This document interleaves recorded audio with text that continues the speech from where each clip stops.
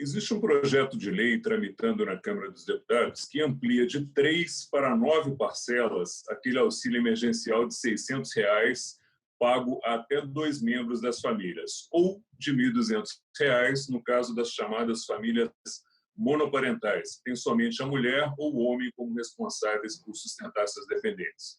O autor do projeto é o deputado Sidney Leite, do PSD do Amazonas, e é com ele que eu converso nesta edição do programa.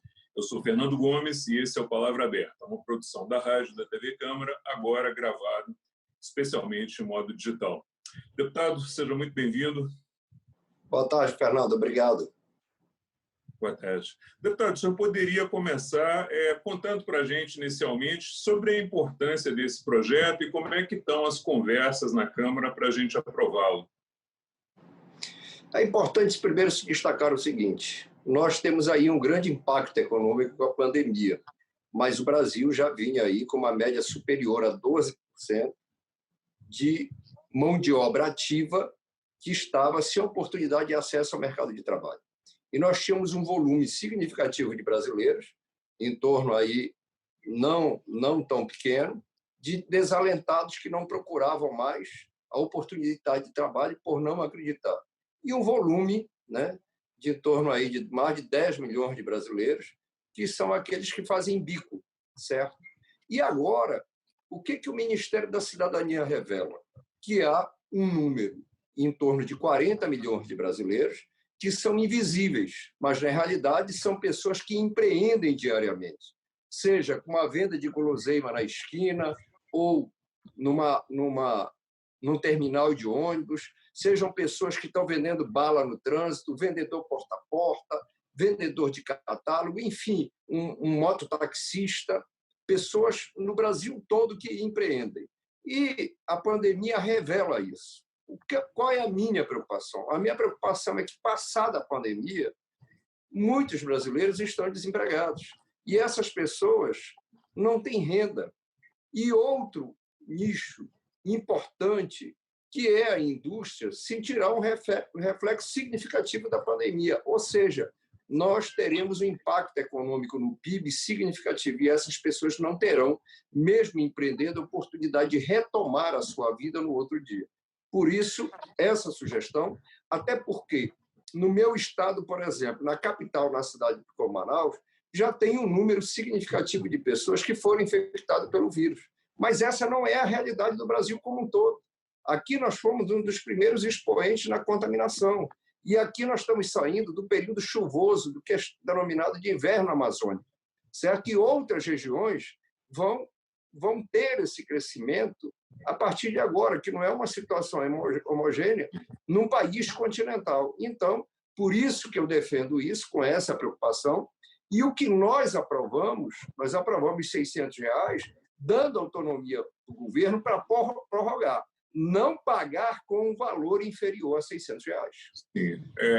Esse ponto que eu queria tocar também, deputado. O ministro da Economia ele tem dito em alguns veículos de comunicação que esse auxílio ele poderá continuar sendo pago, mas não R$ 600 e nem pelo prazo de 6 meses que o senhor está propondo. O senhor já conversou com o Ministério da Economia? Como é que estão essas tratativas aí, considerando essas posições divergentes? Fernando, o governo, o Ministério da Economia, ele tem uma preocupação fiscal, que a gente entende nesse momento. Esse recurso, disponibilizado para essa imensa massa de trabalhadores, eles não serão gastos para comprar telefone, não serão gastos para pagar uma prestação de um veículo, seja ele uma motocicleta ou um carro. Ele será utilizado para comprar alimento, medicamento e pagar compromissos emergenciais, como uma conta de luxo, uma carga de gás. Essa que é a realidade, e isso faz movimentar a economia. E, com certeza, será um somatório da circulação desse dinheiro que permitirá ao Brasil ter a retomada econômica, porque nós não precisamos da ajuda do Estado somente no momento em que a pandemia está efetivamente acontecendo. Nós precisamos sair da crise.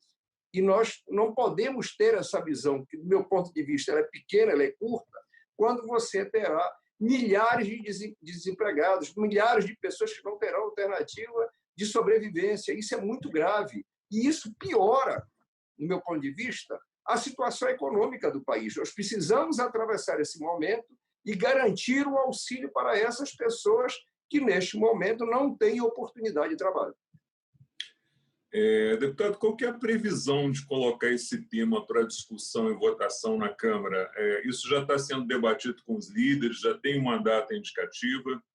Nós estamos construindo, Fernando, até porque nós não teremos recesso parlamentar, né? Eu estou conversando, trabalhando, e vamos buscar chegar em um bom termo, inclusive ouvindo o governo, mostrando a preocupação e essa realidade de que a gente vive hoje nesse momento. Por quê?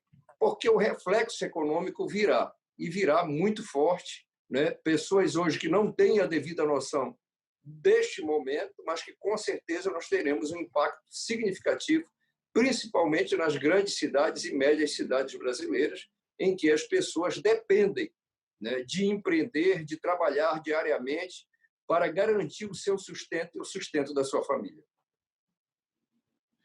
Deputado, no pagamento dos auxílios anteriores, a gente verificou muitas aglomerações na Caixa Econômica, muita formação de fila. Existe alguma discussão hoje na Câmara, talvez até junto com esse projeto, para dar mais, para eliminar a burocracia, para tirar essas pessoas da fila, para dar um pouquinho mais de segurança para aquela pessoa que precisa ir lá receber o benefício? Fernando, o meu estado, que é o Amazonas, né, são 61 municípios, mais a cidade de Manaus, que é a capital. No Amazonas, a grande maioria das cidades não tem agência bancária. Tem um correspondente bancário ou uma lotérica. E, em função disso, nós tivemos uma reunião com o presidente da Caixa Econômica. E qual foi a primeira sugestão? Que todos os bancos pudessem pagar. Não fosse uma exclusividade da Caixa Econômica e da lotérica. E eu complementei essa proposta dizendo o seguinte, que pudesse ser pago em ordem alfabética. Nós sabemos que no Brasil como um todo, se você pegar a letra M por si só, você tem um volume muito grande, como a letra J, certo? Que pudesse isso diversificar as datas, que com certeza o grosso, uma parcela da sociedade teria interesse em divulgar esse calendário e você diminuiria as filas das agências bancárias, né? Não só diversificando o pagamento, mas também as datas de pagamento, porque se utilizou o mesmo critério das pessoas que são beneficiadas dos programas sociais, como você afirmou anteriormente. E, infelizmente, até hoje, isso tem sido motivo de aglomeração, principalmente aqui no meu estado, e é um dos fatores, por exemplo, que levou o Covid para todas as calhas de rio e distritos do município de São Gabriel da Cachoeira, na fronteira com a Colômbia e a Venezuela, que tem uma das maiores concentrações de etnias indígenas do Brasil, certo? Que é uma coisa que nos preocupa bastante. O fato do indígena vir na cidade, ter aquele calendário, de ter que vir naquela data, causou muito transtorno e a proliferação do vírus aqui no estado do Amazonas. E você tem razão. É necessário que a Caixa Econômica, de forma administrativa, veja isso, mas o governo também precisa ver uma outra coisa. Pessoas que utilizam indevidamente dados de outro para receber o benefício, né? Você vê que os órgãos de controle externo já identificaram isso, a imprensa já denunciou, inclusive, que pessoas condenadas pela justiça estão recebendo o auxílio emergencial e há necessidade de garantir realmente que quem receba sejam pessoas que precisam, enquanto nós temos muitos brasileiros na fila buscando receber o seu auxílio e que não conseguem adentrar, seja por atualização de dados do governo, seja por critérios aí do sistema de seleção. Deputado, muito obrigado pelos esclarecimentos prestados aqui no Palavra Aberta. Eu é que agradeço e estou à disposição. Um forte abraço a todos. Obrigado. Eu conversei com o deputado Sidney Leite, do PSD do Amazonas, sobre o projeto de lei que amplia de 3 para 9 parcelas o auxílio emergencial de R$ 600. A você que nos acompanhou até agora, muito obrigado, um forte abraço e até a próxima.